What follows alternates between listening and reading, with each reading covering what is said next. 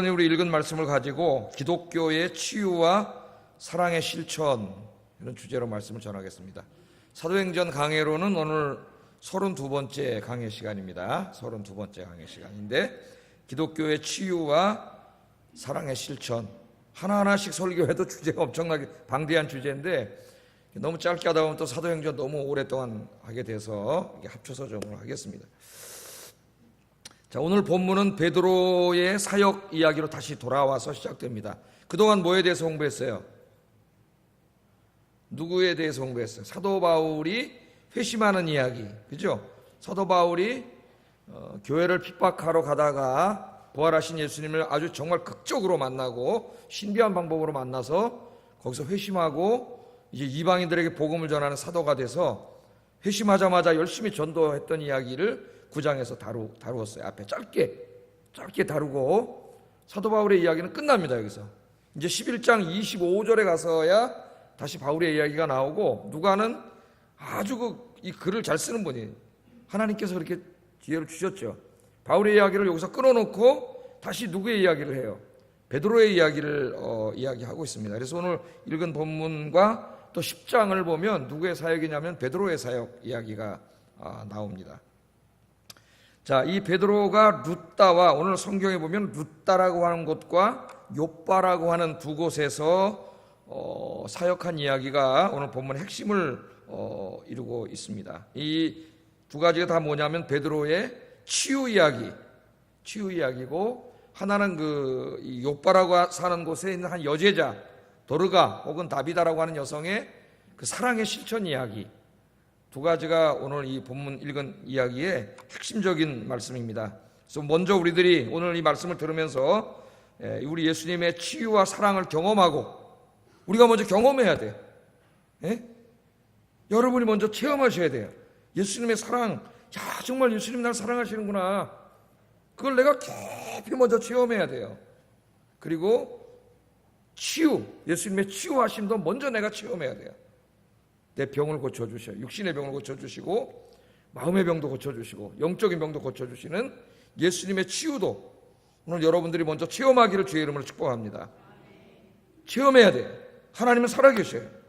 예수님은 하늘 보좌에 앉으셔서 지금 온 우주 만물과 인간의 역사와 한 개인의 기륭화복을 다 어떻게 해요? 섭리하고 계셔요.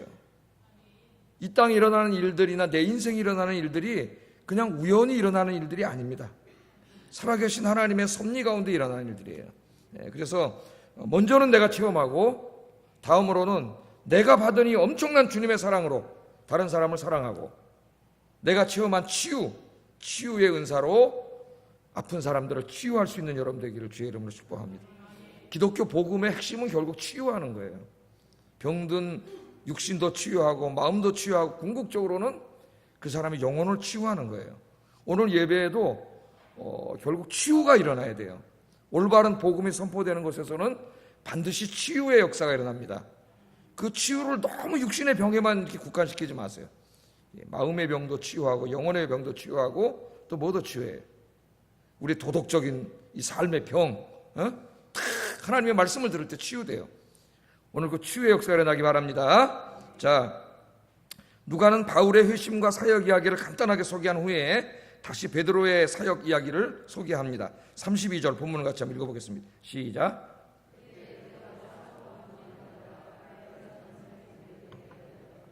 베드로가 사방으로 두루 다니다가, 베드로 이야기는 어디서 들었어요? 예루살렘에 있던 베드로가 어디로 갔습니까? 바울 나오기 전에 저 사마리아 땅에 있는 사람들도 복음을 들었다는 소식을 듣고 예루살렘 교회에서 베드로와 요한을 파송했잖아요. 기억나시죠? 그래서 베드로와 요한이 사마리아에 갔더니 정말 그들이 예수를 믿었는데 너희가 성령을 받았느냐? 성령을 받지 못해서 베드로와 요한이 안수할 때에 성령이 내리는 역사가 일어났잖아요. 그러니까 베드로가 제일 먼저 사역하러 어디로 간 거예요? 사마리아 땅, 사마리아에 갔다가 그 다음에 어떻게 했습니까? 사마리아 여러 곳에서 복음을 전하고 예루살렘으로 돌아갔더라. 우리 지난번에 거기까지 공부했잖아요. 베드로 사역. 그 이후에 베드로는 뭐하고 있었을까? 예루살렘 교회는 박해가 일어나고 대부분의 성도들은 박해를 피해서 성 바깥으로 나가가지고 뿔뿔이 흩어져서 다 주변 지역으로 흩어졌습니다. 사도들만 빼놓고는 거의 다 나갔다 그랬어요. 거의 다 흩어졌다 그랬어요. 이런 가운데 도대체 베드로는 뭐 하고 있었는가? 오늘 그 단서를 오늘 보여주는데 어떻게 하고 뭐 하고 있어요? 베드로가 사방으로 베드로가 두루다니면서 복음을 전하는데 복음을 전하다가 오늘 어디에 갔습니까? 루따라고 하는 곳에 갔습니다. 루따에 있는 성도들을 찾아갔어요. 루따는 이 예루살렘 동쪽에 있는 해변 도시인데 좀 이따 지도를 하나 보여줄 거예요. 해변 도시입니다. 자, 우리는 베드로가 구체적으로 사방으로 돌아다녔다 그러는데 어디 다 갔는지는 우리가 알지 못해요. 왜? 기록이 없으니까. 그런데 사도행전을 읽어보면 누가가 특별히 오늘 두 군데는 가르쳐주고 있어요. 루따와 욥바. 그래서 누가가 제시해 주는 것만큼만 압니다. 굉장히 많은 사역을 했죠. 베드로도. 또 베드로 전서를 읽어보면은 지금 터키 북부지방 쪽에서 가서도 복음을 전하고 이런 일을 많이 했어요. 누가가 전화해 주는 것만 우리는 알 수가 있습니다. 자, 어디 간지는 잘 몰라요. 그러나 또 이 베드로의 사역에 대해서 조금 단서를 주는 게 사도 바울의 입을 통해서 얘기한 적이 있어요. 사도 바울이 그 고린도전서 9장 5절에 보면은 자기의 사역 이야기를 하다 이런 말을 합니다. 같이 한번 읽어보겠습니다. 시작.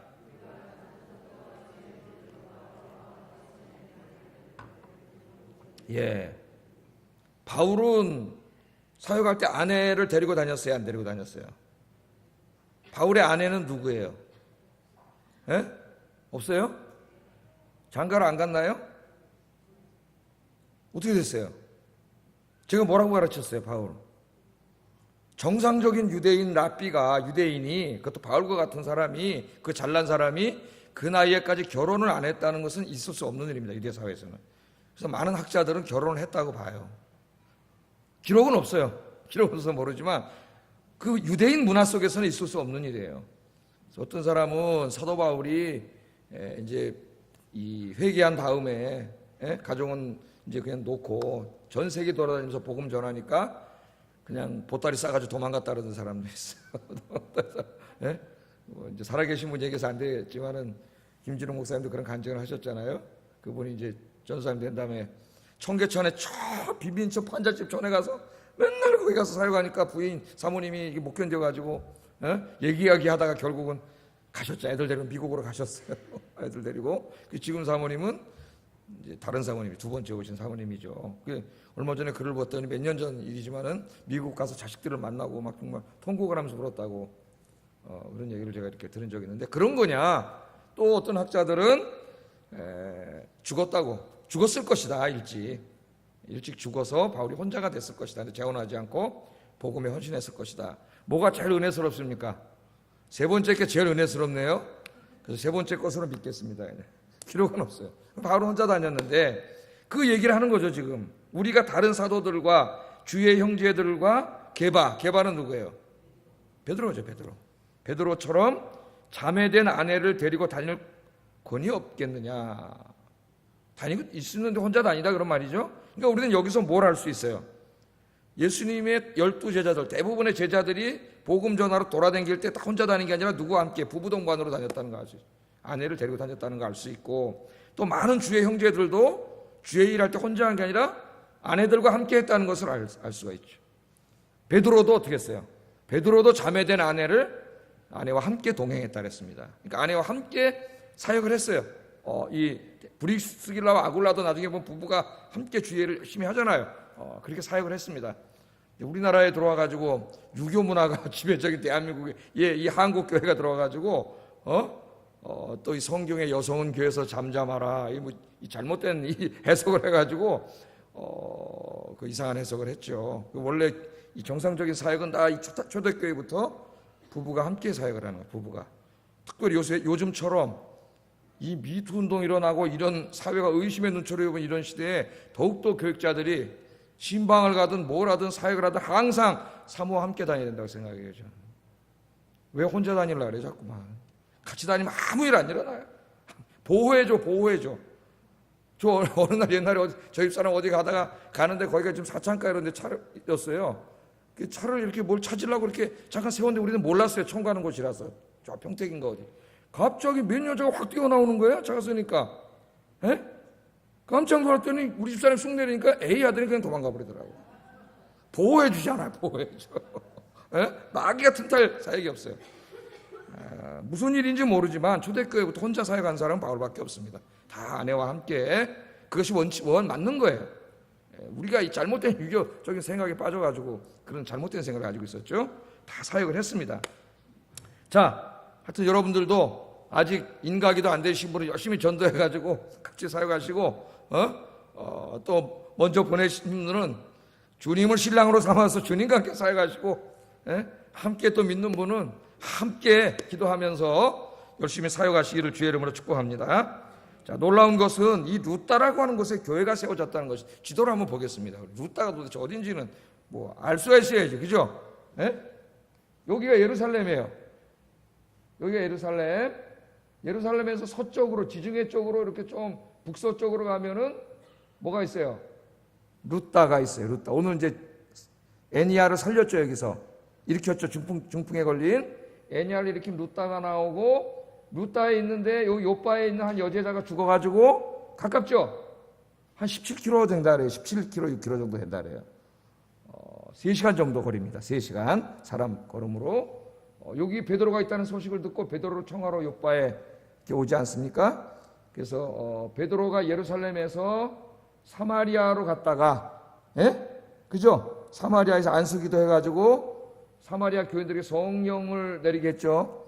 성령이 오신 다음에 이 사마리아 지역을 전도하다가 다시 예루살렘으로 왔다가, 여기서 가만히 있은 게 아니라 도대체 예루살렘 교회에서 피난 간 교인들이 어떻게 신앙생활 잘하고 있는지 돌보려고 다시 나와서 루따로, 요바로, 가이사랴로 이 북서쪽으로 이렇게 사역을 하고 다녔다는 것을 우리가 알 수 있어요. 이 지도를 다 머릿속에 넣어놓으세요. 이게 루따입니다. 루따. 자, 루따에 어떻게 복음이 전파됐는가? 여기 아까 그 지도 루따에 어떻게 복음이 전파됐는가? 기록이 없어서 우리가 알 수는 없지만은 9장 31절에 보면 조금 단서가 있어요. 9장 31절 한번 읽어보겠습니다. 시작.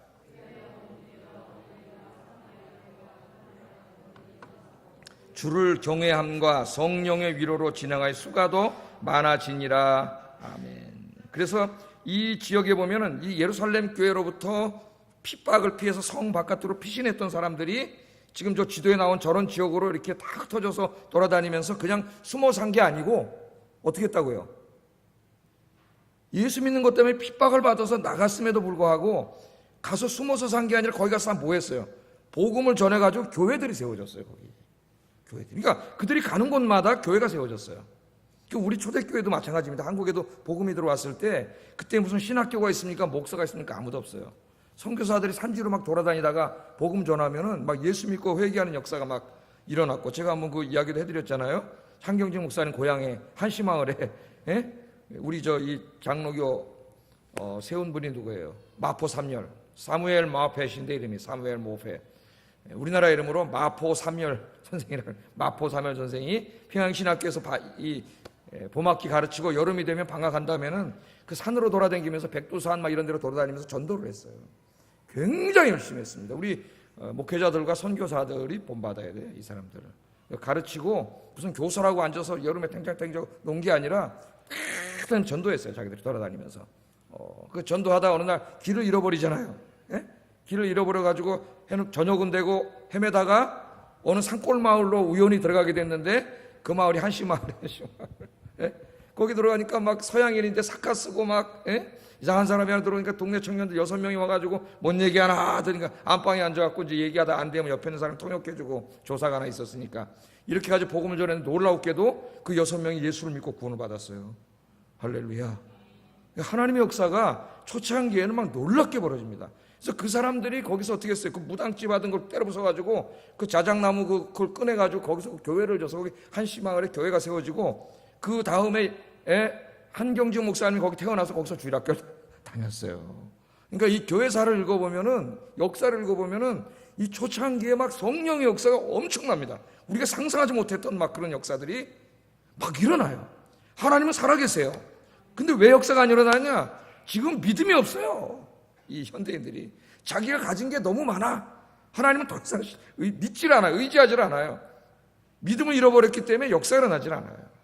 때는 막 놀라운 역사들이 막 이렇게 일어났습니다. 그래서 이 오늘도 보면 이 사람들이 가가지고 막 교회를 세웠어요. 교회를 세웠는데 이 특별히 이 루따에 있는 교회는 많은 이 성경학자들이 생각하기를 누가 세웠다고 생각하냐면은 이 빌립이 세웠다고 생각을 해요. 빌립 집사가 빌립 집사가 보면은 지도 하나만 다시 켜보세요. 빌립 집사, 빌립 집사 전도한 게 있죠. 빌립 집사의 전도. 빌립도 비슷하게 움직였죠.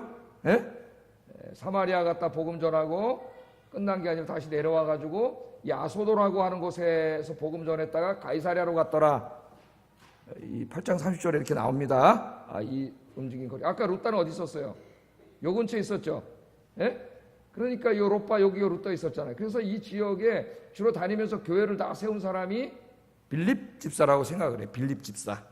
그래서 빌립 집사가 교회를 세운 것으로 많은 사람들은 그렇게 생각을 하고 있습니다. 한번 8장 40절 한번 읽어봐요. 8장 40절 시작.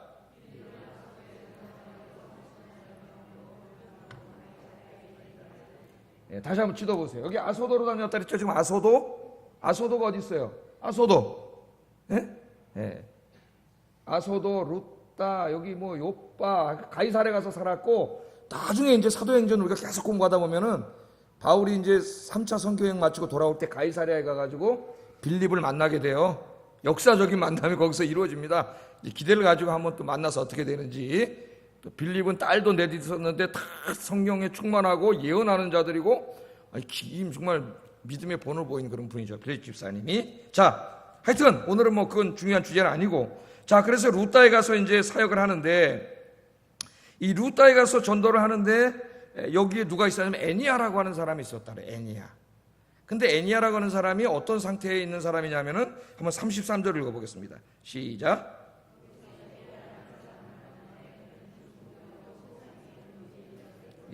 바울이 루따에 갔더니 애니아라고 하는 사람이 있었는데, 남자분이 있었는데 중풍에 걸렸는데 8년째 중풍에 걸려 있었다. 8년째. 그러니까 여러분 저 요새 그 중풍을 뭐라 그래요? 뇌경색이라는 뇌경색. 그래서 혈관병이 있는 사람들이 상당히 위험하죠. 저도 혈관병이 있어요. 혈관이 안 좋아가지고 콜레스테롤하고 뭐 이제 고혈압하고 약을 막 먹습니다. 혈압이 올라가면 어떻게 돼요? 혈압만 무서운 게 아니라 혈압이 높아지면 모든 장기를 다 망가뜨려요. 합병증이 무서운 거죠. 고혈압은 혈관도 굳게 하고, 콜레스테롤이 생기면 어떻게 됩니까?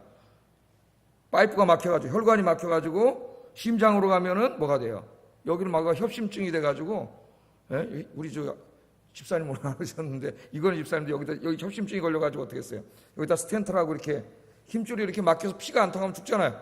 이걸 이렇게 벌려가지고 풍선이라고 이렇게 넣어가지고 스텐트를 혈관을 늘리는 거예요. 이렇게. 이걸 해야 되고, 이게 뇌로 가서 막히면은 뇌경색이 일어나는 거예요. 끝나는 거예요, 인생이. 그게 제일 무서운 게 암이 아니라 의사들이 혈관병이라 그래요. 혈관병.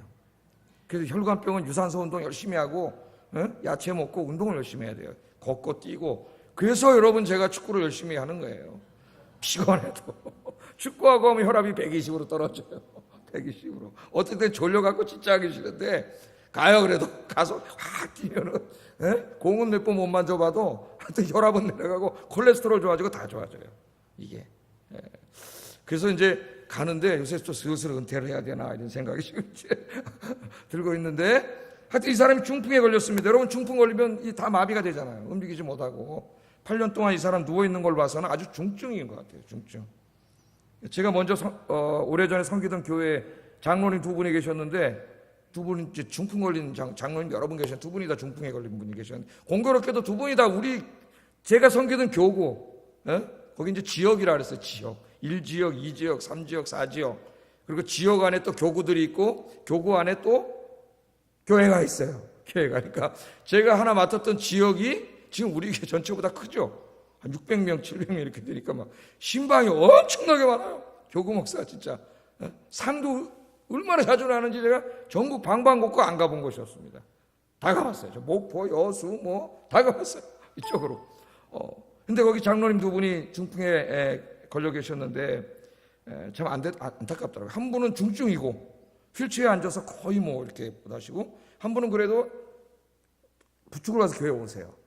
해오시는 그런 분인데, 두 분이 다 저희 구역이었는데, 그 중증에 걸린 분은 한전에서 부사장까지 지내시던, 진짜 아마 교회에서나 사회에서나 날고 기던 분이었는데, 어느 날 이 중풍이 와가지고 그냥 누워, 제가 갔을 때는 이미 뭐 휠체어에 앉아있고, 신방을 갔더니 제가 막내 아들보다 어렸어요. 그 장로님의 막내 아들보다 제가 어렸어요. 장집사님이라고 지금 장로님 되셨는데 아들이 어렸어요. 근데 제 손을 잡고 우세요.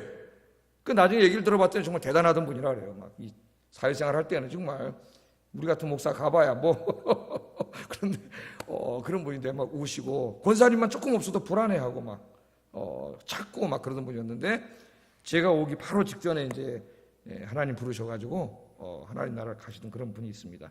중풍이 참 굉장히 무서운 뇌경색이 그런 질병인데, 이 사람 8년 동안 여기에 침상에만 있었으니까 그 고통이라고 하는 건, 뭐 고통과 절망이라고 하는 거는 말할 수 없겠죠. 아마 여러분 자기에게 성경을 읽을 때 그냥 후딱 읽고 지나가지 마시고 한번 그 사람이 자기라고 한번 생각을 해보세요.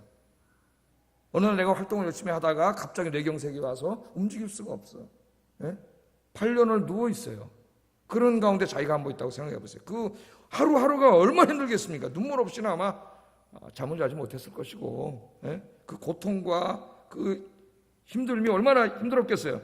그런데 그런 사람이 이렇게 누워 있었는데 하나님께서 그날 베드로를 이 애니야에게 보내셨습니다. 애니야에게 보내셨어요. 베드로가 애니야를 보는 순간 너무 측은하고 불쌍했습니다. 성령께서 확 역사했어요. 뭐라고 역사했을 것 같아요? 네가 기도해서 일으켜라. 역사했겠죠. 성령께서 강하게 역사하셨어요. 또 우리 사도행전 3장에서도 보면 베드로가 그 성전 미문으로 들어가다가 안진뱅이가 앉아고 돈 달라고 그럴 때 성령께서 강하게 역사하셔가지고 베드로와 요한이 안진뱅이 일으킨 사건을 우리가 이미 공부했잖아요. 금과 은은 내게 얻거니와 내게 있는 것으로 내게 주노니 곧 나사렛 예수의 이름으로 일어나 걸어라. 그랬더니 그는 어떻게 했어요? 일어나서 곧곧 뛰고 성전에 들어가서 하나님을 찬양했더라. 아멘. 이게 사실은 기독교의 역사예요. 기독교의 치유의 역사고 살아있는 역사고, 우리 하나님은 치유하시는 하나님이세요. 그 하나님의 이름이 뭐예요? 여호와 라파. 출애굽할 때 그랬죠. 나는 여호와 라파. 내 이름은 여호와 라파다. 라파는 뭐예요? 치료한다는 말이에요. 나는 치료하는 하나님이다. 여러분 믿습니까? 아프신 분 기도하세요. 하나님은 치료하시는 하나님이에요. 베드로가 이 사람을 보고 너무 불쌍했습니다. 성령께서 베드로에게 강하게 역사할 때 오늘 34절 한번 읽어보겠어요. 34절 시작.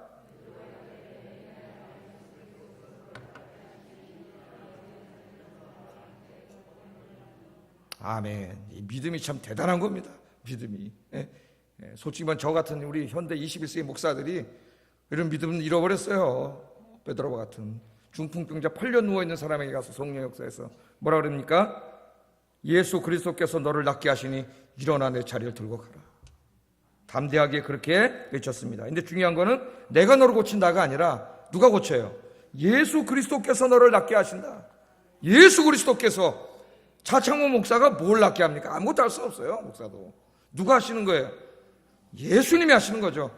하나님이 하시는 거고, 우리 주일날 바울의 기도 배웠잖아요. 바울이 누구한테 기도해요? 하나님한테도 기도하고 예수님한테도 기도하고. 우리 주일날 배웠죠. 예수님께서 너를 낫게 하신다고 기도했더니 8년 동안 중풍병으로 누워있던 애니야가 벌떡 일어나는 역사가 일어난 줄로 믿습니다.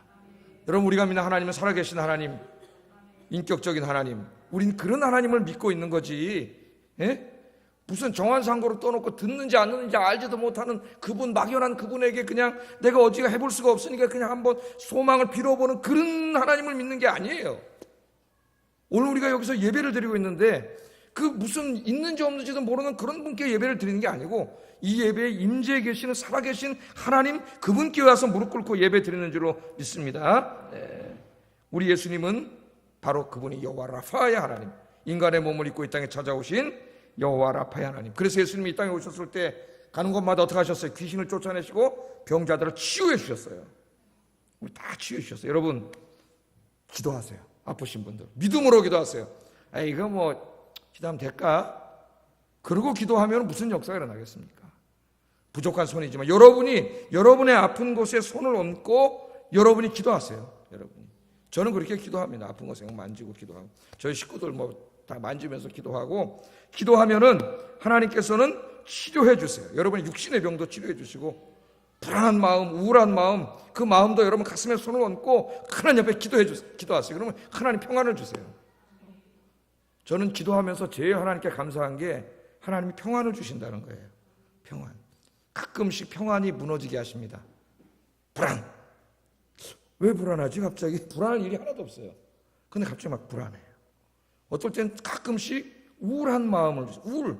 그냥 우울한 마음이 아니고 우울증이 뭔가를 알게 하세요. 그래서 제가 이렇게 약간씩 체험하면서 우울증으로 고통당하는 분이나 불안증으로 고통당하는 분들을 이해할 수 있게 하세요. 책은 제가 많이 읽었지만은 내가 체험해보지 못했기 때문에 그게 잘 몰랐는데 그걸 하나님께서 조금씩 잠깐씩이라도 체험하게 하시고 그런 마음이 와서 마음이 병들기 시작했을 때 내가 기도하고 찬송하면 이게 싹 없어지고 편해지고 다시 어두운 먹구름이 싹 없어지는 체험을 하게 하세요. 그냥 내가 이렇게 이야기를 할 수 있는 거예요. 책만 보고 이야기하는 게 아니라. 예?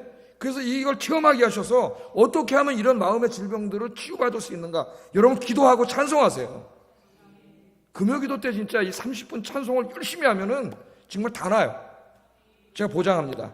찬송할 때 입을 크게 벌리고 목이 쉬더라도 크게 찬송하세요. 예? 뭐 박수도 치고 막 찬송하면은 마귀가 다 쫓겨나가요. 바울과 신라가 찬송할 때 옥문이 열리지 않습니까? 다윗이 찬송하니까 사울왕에게 들린 귀신이 쫓겨나가잖아요. 악신이. 예? 능력이 있어요. 역사가 있어요. 불안과 우울은 누가 갖다 주는 거예요? 마귀가 갖다 주는 마음이에요. 우리를 병들게 해서 죽게 하고 자살하게 하고 못 살게 하고 괴롭게 하고. 여러분 예수의 이름으로 물리치고 기도로 물리치시기를 주의 이름으로 축원합니다. 영적인 질병도 마귀가 괴롭힐 때 여러분 기도하면 마귀가 물러가는 역사가 일어나요. 하나님께서 우리에게 이 치유할 수 있는 그걸 주셨어요. 여호와 하나님 치유의 하나님인데 그 하나님 우리 아빠세요. 오늘부터 손을 얹고 기도하시기 바랍니다. 오늘도 이제 저희 사람 다 치료받은 걸 검사 결과가 나와가지고 또 약간 다 믿지만은 그래도 약간 또 이상하게 검사가 나올라 그러면 또 약간 기도하면서도 이렇게 믿음이 없나? 그래서 갔더니 이거 전국적으로 다 좋습니다. 전국적으로. 하여튼 몸을 다 스캔해가지고 머리끝부터 발끝까지 다 스캔했기 때문에 하여튼 저 양반 다 스캔했어요. 다 괜찮다는 거예요. 할렐루야. 예? 기도하면 하나님 치료해 주세요. 하나님 막아주시고 치료해 주십니다. 자, 뿐만 아니라 여러분 우리가 병든 사람들을 위해서 기도해야 돼요. 우리 치유해야 되는 사명이 있어요. 우리 기독교인들이 치유할 수 있어요. 여러분들이 치유하는 능력을 주셨어요. 무슨 신유의 은사 있는 사람 그런 게 어디 있어요, 여러분? 제가 그 병 고치는 은사 가르칠 때 뭐라 그랬어요? 그 다른 은사는 단수로 되어 있는데 병들 고치는 은사와 능력을 행하는 은사만 복수로 되어 있다 그랬죠. 그 고린도전서 읽으면 그것만 원어에 보면 복수로 돼요. 왜 그러냐면 그것은 어떤 사람이 신유의 은사를 난 받았어. 그래서 그 사람이 손만 얹으면 다 낫는 건 거짓말이에요. 그런 건 다 이단이에요. 그래 가지 마세요. 신유의 은사는 왜 복수로 되어 있습니까? 그때마다 역사하시는 거예요, 하나님이. 그때마다 믿음이 있는 사람의 기도를 통해서 역사하시는 거예요, 여러분. 그러니까 여기에는 누구 하나 제한돼서 무슨 신유의 은사 받은 사람이 따로 있어가지고 하는 게 아니에요. 저와 여러분이 다 믿음으로 기도하고 기도를 받는 환자가 믿음으로 아멘하면은 치유의 역사가 일어나는 거예요. 그래서 야고보서 5장 14절 15절 우리 같이 한번 읽어보겠습니다. 시작.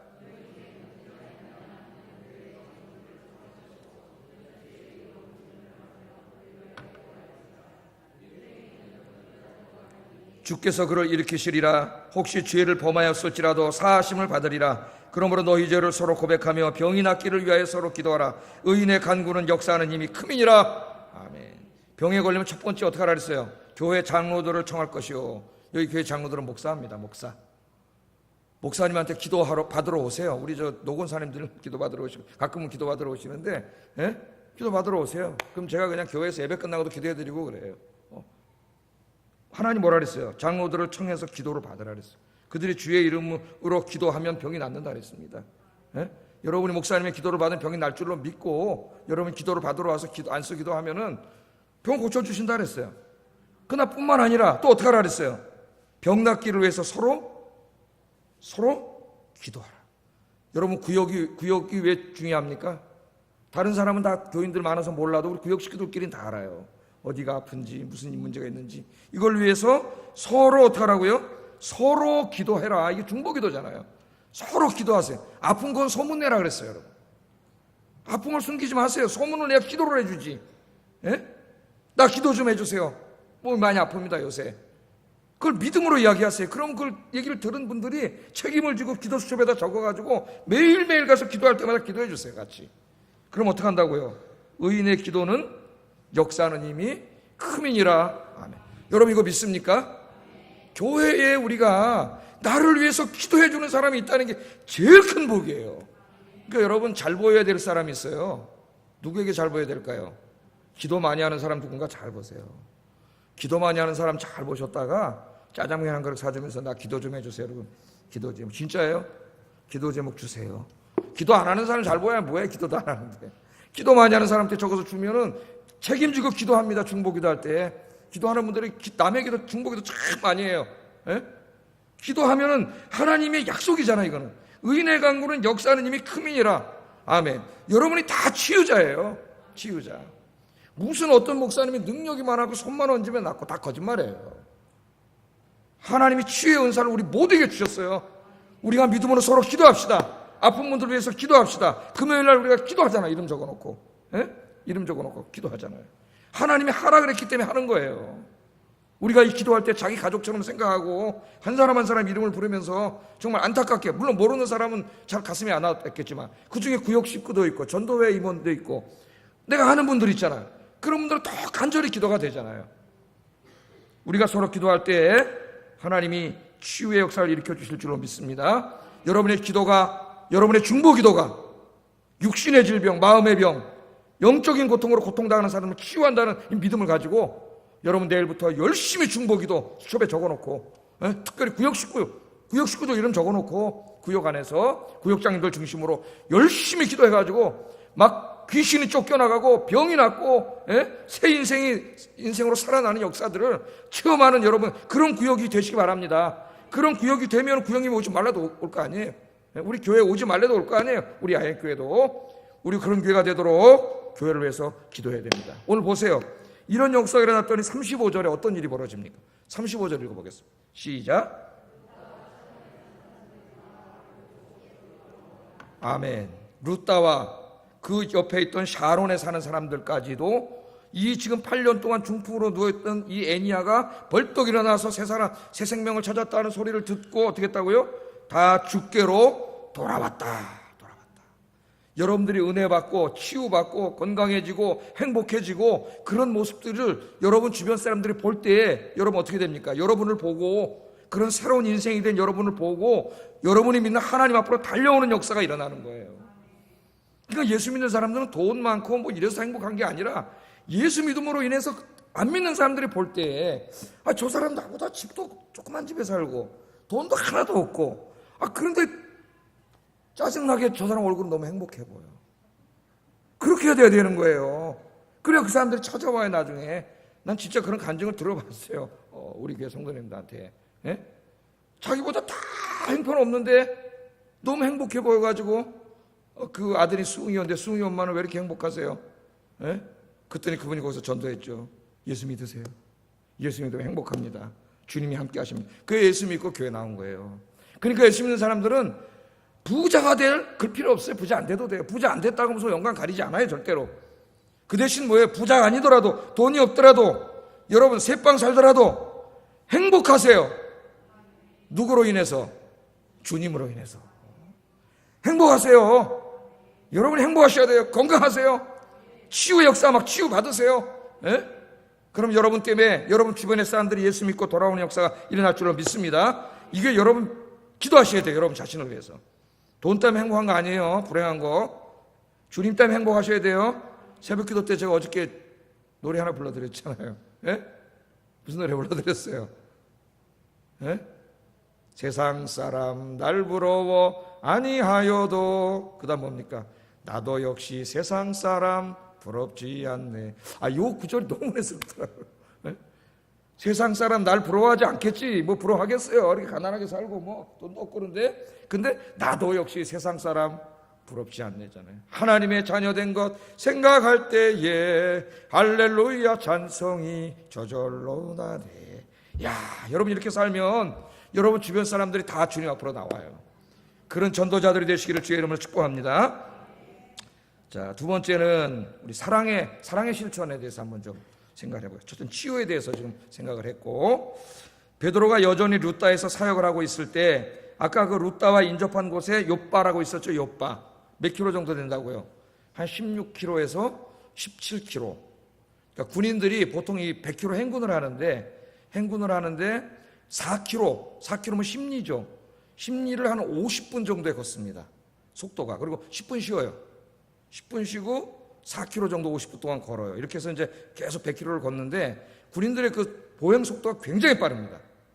이게 이제 군장 메고 총 들고 그러면 제가 옛날에 다 짊어지면 15km 정도 됐었는데 요즘은 이게 좀 더 커져가지고 더 큰 걸로 알고 있어요. 예? 지금 이제 걷는데 굉장히 빨리 걸어요. 빠른 걸음으로 걷는데, 그러니까 대략 걸어서 한 3시간 정도 되는 거리다 이렇게 생각하면 되겠습니다. 자, 여기에 이 마을에 한 여인이 죽었어요. 이름이 뭐냐면 다비다. 아람어로 하면은 다비다. 유대인들의 언어로 하면 다비다이고 헬라어로 하면은 도르가라고 하는 여인입니다. 그런데 어떻게 죽었냐면은 병이 들어 죽었다 그래요. 37절 한번 읽어보겠습니다. 시작. 병이 들어 죽었어요. 죽었으면 빨리 장례식을 치러야 되는데, 유대인들은 더더군다나 시체는 부정한 것으로 여기잖아요. 부모님이 돌아가셔도 일주일 동안 부정하다 그랬는데 시체를 만져가지고, 그런데 이 시체를 웬일인지 씻어가지고 장례를 안 치고 다락방에다 뉘어놨어요. 다락방에다 뉘어놓고 그 다음에 어디를 찾아가요? 베드로를 찾아가요. 왜? 인근 바로 한 3시간만 뛰어가면은 그 룻다라고 하는 마을에 베드로가 거기 있다는 소식을 듣고 베드로를 찾아갑니다. 사람들이. 그래서 2사람을 보내가지고 이 베드로를 찾아가죠. 그 베드로가 이 사람들의 말을 듣고 그럼 갑시다. 죽었다는데 욥바로 와요. 이걸 읽고 좀 깜짝 놀라. 이 믿음에 대해서 정말 어떻게 이런 믿음을 가질 수 있지? 그런 생각이 들어요. 그 사람들은 그냥 똑같은데 어떻게 베드로가 와서 기도하면 죽은 사람이 살아날 수 있다고 그런 믿음을 가질 수가 있냐는 거예요. 하나님 살려주실 거라고 하는. 베드로가 와서 기도하면. 그래서 다락방에다 놓고 이 사람들이 가서 베드로에게 가서 데리고 오는 거죠. 참 놀라워요. 믿음의 힘은 엄청납니다. 그래서 우리 예수님께서 제자들에게 믿음의 힘에 대해서 가르쳐 주셨죠. 지난 주일 구역 공과 기억나십니까? 제자들이 귀신을 못 쫓아내가지고 우리는 왜 못 쫓아냅니까? 그러 와가지고 우리에게 큰 믿음을 주세요. 그랬더니 예수님 뭐라 그러셨어요? 누가복음 17장 6절에 읽어보겠습니다. 시작. 이 뽕나무더러 뿌리가 뽑혀 바다에 심기어라 하였을 것이요 그것이 너에게 순종하였으리라. 큰 믿음 필요 없다. 겨자씨만한 믿음만 있어도 뽕나무를 명하면 저리 바닷가로 던져가라면 바닷가로 날아간다는 거예요. 믿음은 이것처럼 엄청난 역사, 하나님 역사를 일으킨다는 거예요. 믿음이. 그럼 21세기에는 왜 이런 역사가 안 일어나느냐? 왜 안 일어날 것 같아요? 믿음이 없기 때문이에요. 믿음이. 예수님이 뭐라 했습니까? 내가 마지막 때에 참으로 믿는 자를 몇 명이나 보겠느냐? 여러분은 믿습니까? 이런 역사가 일어날 걸로? 우리 믿음을 회복을 위해서 많이 기도해야 돼요. 우리 현대인들이. 과학이 발전하고 이성이 발전하다 보니까 하나님의 놀라운 역사에 대한 믿음이 우리가 많이 없어져서 하나님에 대한 기대도 같이 상실됐어요. 그 증상 중에 하나가 뭐냐면 기도하지 않아요. 기도하지 않아요. 현대인들의 기도는 다 뭐라 그랬어요, 여러분? 깊이 있는 기도가 없습니다. 정말 깊이 있는 기도를 하지 않고 남의 집 초인종 들고 도망가는 기도한다 그랬죠. 제가 그렇게 비유를 얘기했잖아요. 기도하다 하나님 아버지 이러다가 이제 하나님이 오냐 그랬는데 벌써 안녕히 계세요. 그러고 그냥 남의 집 초인종 눌렀다가 주인이 누구세요? 그러면 얼른 도망갔잖아요. 장난으로 눌렀기 때문에. 하나님이 좀 웬일로 왔냐 그런데 벌써 눈 뜨고 가버리거나 웬일이냐 그런데 앉아서 졸고 앉아있거나 죽어 뭐라고 있거나 뭘 구하는지 알지도 못하게 있거나 기도가 이렇게 엉망진창입니다. 왜 그렇게 될까요? 하나님이 기도하면 진짜 응답해 주신다는 믿음이 있으면 절대로 그렇게 기도하지 않죠. 왜? 지금 하나님이 기도하면 응답해 주시는 게 그렇게 되겠어요? 정신이 팍 차려지죠?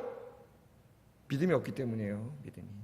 여러분 믿음 회복하게 달라고 기도하시기 바랍니다. 그런 기도할 때 정신이 바짝 차려지고 정말 하나님 내 아프면 정말 내가 아픈 곳에 손 얹고 기도하면 하나님 치료해준다는 큰 믿음을 가지고 여러분 기도해서 정말 겨자씨만한 믿음이 여러분의 인생을 바꿔놓는 역사를 일으키기를 주의 이름으로 축복합니다. 자, 베드로가 2사람을 따라서 욥바에 있는 다비다의 집에 들어갔더니 사람들이 울고 있는데 특별히 그 옆에 과부들이 쭉 앉아가지고 혼자 되신 분들이 다 모였나 봐요. 이 욥바에 사는. 그게 울고 있어요. 울면서 뭐라 그럽니까? 39절 같이 한번 읽어보겠습니다. 시작.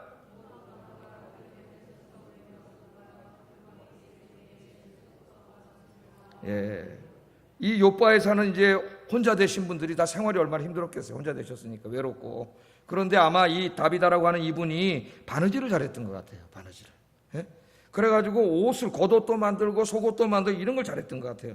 그러니까 이걸 만들어가지고 다 이 과부들 어려운 사람들 옛날에 옷 하나 사려면 힘들고 그러잖아요. 이걸 다 만들어준 것 같아요. 이 사람들에게. 그러니까 신세를 많이 진 분들이에요. 이분들이. 근데 이분이 이렇게 사랑을 많이 베풀던 이 도르가가 죽었으니까 너무 안타까워가지고 와서 막 이제 그 울고 있는 거, 슬퍼하고 있는 그런 모습이 39절이고요.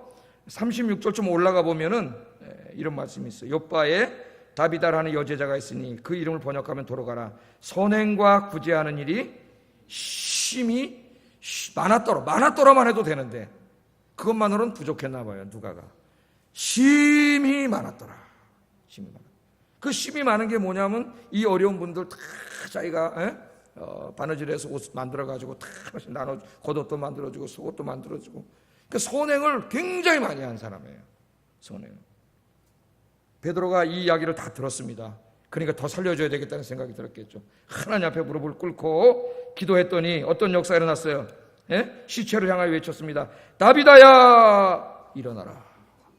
이 발음이요. 그 소녀의 일어나라 할 때 뭐라 그랬어요? 그 아람어로 하면 달리다쿰. 달리다쿰. 죽은 소녀가 회당장의 소녀가 벌떡 일어났잖아요. 그래서 제가 눈 안 보이면 달리다쿰. 죽은 소녀를 일으키신 하나님 이 눈도 뜨게 해주세요. 달리다쿰의 하나님. 달리다쿰. 이 발음이 거의 비슷해요. 다비다쿰. 다비다쿰.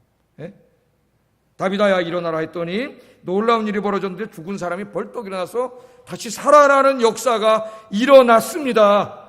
역사 속에서 진짜로 예수님만 죽은 자를 살린 게 아니라 베드로도 다비다야 일어나라 했더니 살아난 역사가 일어났어요. 벌떡 살아났습니다. 우리는 이 다비다를 하나님 왜 살려주신 것 같아요? 선행을 많이 하니까 제 해석은 이렇습니다. 선행을 너무 많이 했기 때문에 다시 살려주셔가지고 그 불쌍한 사람 많잖아요. 울고 있잖아요. 옷 더 많이 만들어줘야지. 선행을 더 많이 하라고 살려준 게 아닌가. 제 해석이에요. 제 해석. 신학적인 해석은 아니에요. 제 마음의 해석이에요. 선행을 많이 하니까 저 불쌍한 사람도 이 다비다 천국 가면 어떻게 해? 누가 옷 만들어주나? 그러니까 그냥 옷도 만들어줘야 되니까 선행을 행해야 되니까 하나님 다시 살려준 게 아닌가. 그래서 다시 살려주셨어요. 자, 오늘 여기서 이 다비다라는 여성을 한번 봅시다. 여러분, 다비다. 이미 누가는 사도행전 2장 4장에서 예루살렘 교회의 나눔에 대해서 우리에게 이야기해 줬죠. 다 자기 것을 자기 거라고 하지 않고 성령 충만하니까 집 있는 사람, 땅 있는 사람이 다 팔아가지고 자기 살 거 남겨놓고 다 팔아가지고 사도들 앞에 갖고 왔어요. 사도들이 그것을 가지고 어려운 사람들에게 다 나누어줘서 교회 안에 가난한 사람이 없어졌다. 이게 하나님의 방법이에요. 이 지구상에 10억 이상의 절대 빈곤에 시달린 사람이 있는데 있는 사람들이 조금씩 나눠주면 가난한 사람은 없습니다. 사실은 절대 빈곤은 너무 몇 살 많이 가지고 있어갖고 소수가 나머지는 없는 거죠. 하나님의 방식대로 기독교인들이 실천했으면 무슨 사회복지 뭐 이런 거 필요 없어요. 필요 없어요. 근데 인간의 욕심이 있어가지고 자기밖에 모르기 때문에 이 사회가 변하지 않는 거예요. 변하지 않아요. 자, 다 나눠줬어요. 이 바나바도 자기 밭을 다 팔아가지고 사도들한테 다 갖다 주고 자기는 그냥 복음 전하러 갔죠. 예수 믿기 전에는 그 땅땡아리 끼고 그냥 땅 부자다 이러고 살았는데 바나바도 예수 믿고 보니까 이거 다 뭡니까? 배설물이지, 배설물. 다 팔아가지고 그냥 이거 가난한 사람 도와주세요 그러고 이제는 그 땅 가지고 살지 않고 복음 가지고 사는 사람이 됐잖아요. 바나바도 복음 전하러 다 나갔어요. 여러분, 우리가 이렇게 변해야 돼요. 변해야 돼요. 뭐 여러분 가지고 있는 집 하나 있는데 팔으라는 얘기가 아니라 여러분 살 집도 있어야 되지. 우리의 이 관심이 바뀌어야 돼요. 관심이. 자, 이 복음이 예루살렘을 벗어나서 지금 유대 지역으로 퍼져가지고 루따와 요빠와 이런 이제 다른 시골 동네로 막 이렇게 퍼져나가는데 거기서 예수 믿은 사람들도 예루살렘 교회 성도들과 똑같이 살고 있는 거예요. 왜? 이게 복음의 핵심이기 때문에 예수 믿고 구원받은 다음에는 그 구원받은 놀라운 사랑과 은혜를 다른 사람에게 베풀어 주는 게 복음의 핵심이기 때문에 지금 이 다비다도 그렇게 사는 거예요. 그래서 오늘 우리 교회 오신 성도님 여러분들이 우리 아용교회에 다비다가 되기를 주의 이름으로 축복합니다. 다비다, 오늘 다비다의 사명을 한번 갖고 살아봅시다. 다비다.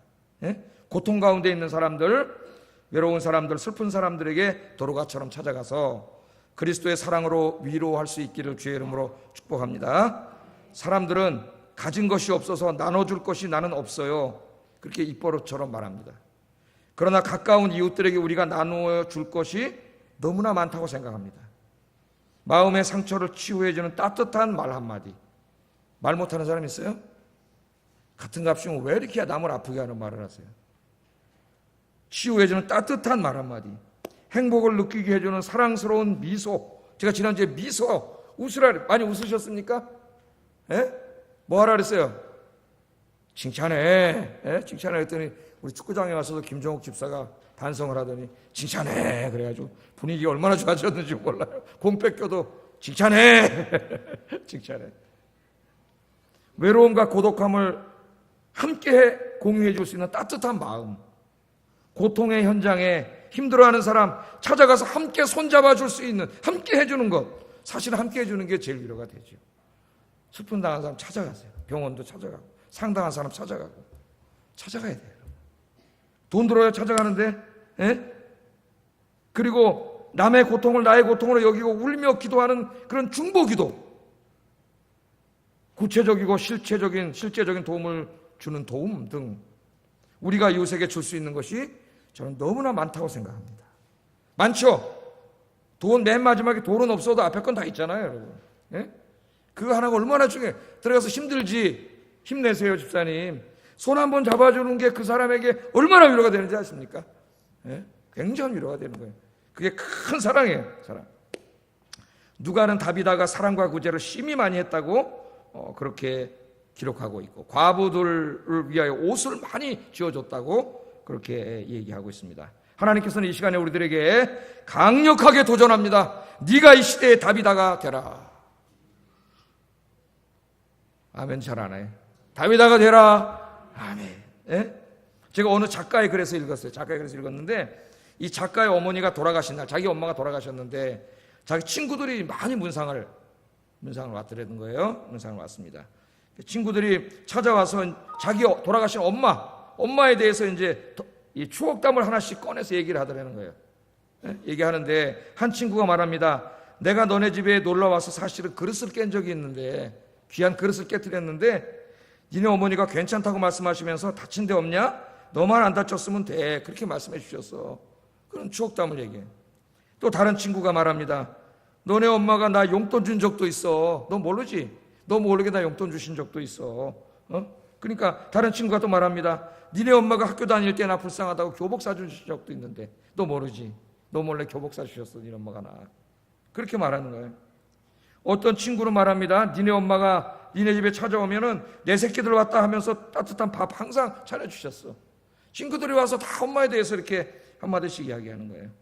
그날 친구들이 와서 친딸처럼 이 작가의 어머니의 죽음을 슬퍼했고, 추운 겨울 눈보라치는 날이었는데도 그 장지까지 다 찾아와줘서 너무 고마웠다는 겁니다. 이 작가의 어머니, 여러분 그렇게 사시기 바랍니다. 그런 분들도 많이 계시죠, 여러분. 반성했어요, 저도. 좀 더 이런 따뜻한 사람, 주변에 있는 사람, 가까운 사람들에게 너무 나밖에 모르고 우리 그리스도인들 그러면 안 되겠죠. 자기 딸 친구는 다 자기 딸처럼 여기고, 얼마나 좋은 엄마니 교복까지 사주고, 가난한 친구부터 용돈도 주고 밥도 주고, 그릇 깨먹어도 아무 말도 안 하고 너만 다쳤으면 됐다 그러고, 이 양반이 다비다가 아닌가. 그런 생각이 들었어요. 여러분도 이렇게 사시기를 주의 이름으로 축복합니다. 한 가지만 말씀드리고 설교 마치겠습니다. 약속의 땅 I love 아프리카, 그런 책이 있습니다. I love 아프리카. 이창옥이라고 하는 선교사 이분인데요. 이분이 그 선교, 아프리카 선교 봉사활동한 것을 쓴 그런 책입니다.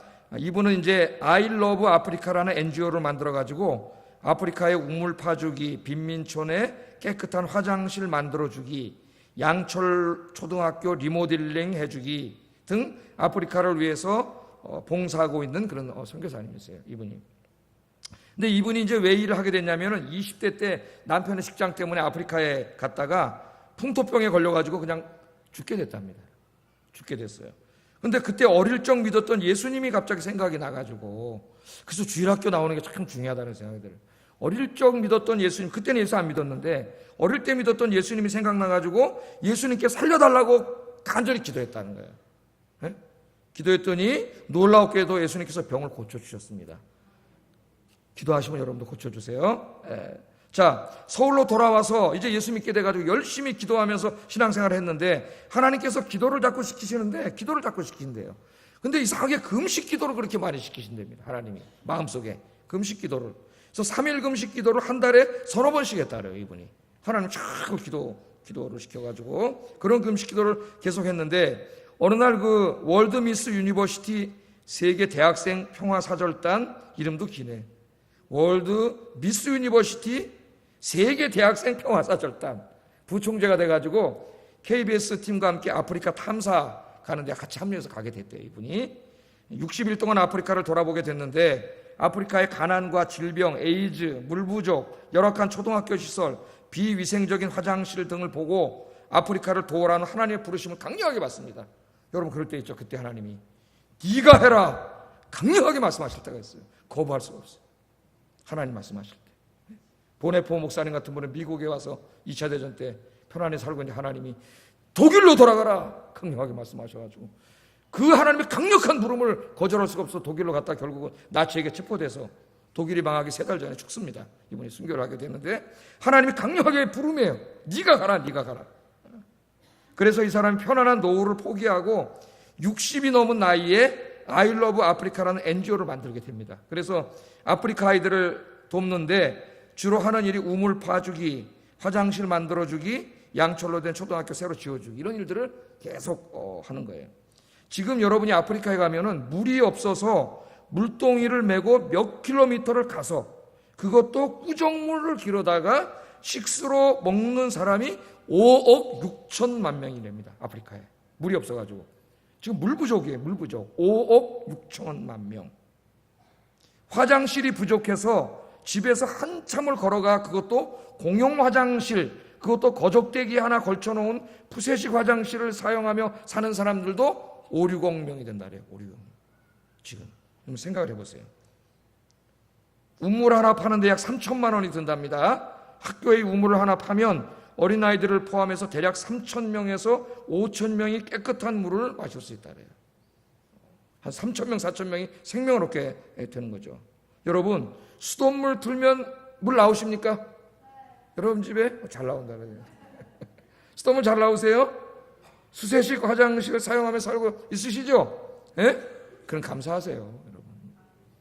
6억 명이 꾸정물 기르라고 몇 킬로미터를 가야 되고, 공동 화장실 거적대기 하나 쳐 있는 거 가려고 거기 가서 공동 화장실 그렇게 기초를 해야 되는 사람이 6억 명이 지금 이 시간에 비행기 타고 10시간만 날아가면 저기서 지금 그렇게 살고 있어요. 절대 빈곤에 시달리는 사람들이. 제가 얘기했죠, 여러분. 천장이 있는 집에서 자고 있습니까? 하루에 굶지 않고 끼니 다 채우고 있습니까? 연필로 이렇게 종이에다 쓰고 있습니까? 그럼 여러분 세계 상위 30% 부자라고. 30%. 예? 우리가 너무 부자라가지고 감사할 줄 잊어버렸어요. 다. 여러분, 감사하며 사시기 바랍니다. 이제 하나님께서 우리에게 주신 것들로, 뭐 우리가 아프리카까지는 가지 못한다 할지라도 열심히 선교사님들 사역하는데 성경금 내가지고 좀 후원하고, 우리 교회도 좀 더 이제 부흥하고, 여기 아파트가 다 들어오고 이제 한 4, 5년에 뭐 어떻게 변할지 몰라요, 이 지역이, 여기가. 그럴 때 좀 이렇게 우리도 좀 이렇게 여러분 번 돈을 이렇게 내가지고, 여러분 우리 선교사님, 미국 선교사들한테 얼마나 많이 혜택을 받았어요, 100여 년 전에. 예? 우리 다 전염병으로 죽을 때 그 사람들이 어려운데 돈 걷어갖고 페니실린 보내주고 다 그래서 살고, 여기 대학 지어주고 병원 지어주고 너무 많은 것을 우리는 받았는데 나눠줄 때가 됐다고 봐요. 넘었어요, 우리나라. 세계 10위입니다, 10위. 그래, 하나님 많이 주니까 그걸로 이제는 하나님 위해서 쓸 생각을 안 하고 이제 자기 다 쓰는 데만 그냥 그렇게 살지 마시고, 여러분 하나님 앞에 가면 어떡할 거예요? 내가 너에게 준 거 다 어디다 쓰다 왔냐? 아이고, 하나님 그거 그냥 내 배 터지게 먹고 재밌게 놀다가 나 위해서 다 쓰다 왔습니다. 그럼 어떻게 하시려고 해요, 하나님 앞에 가서? 여러분, 내가 뭐 아프리카까지는 가지 못한다 할지라도 하나님이 내게 주신 법위 내에서 따뜻한 말 한마디라도, 따뜻한 미소 하나라도 여러분 나누어 줄 수 있는 이 진정한 사랑을 실천하는 여러분 되시기를 주의 이름으로 축복합니다. 기도하겠습니다.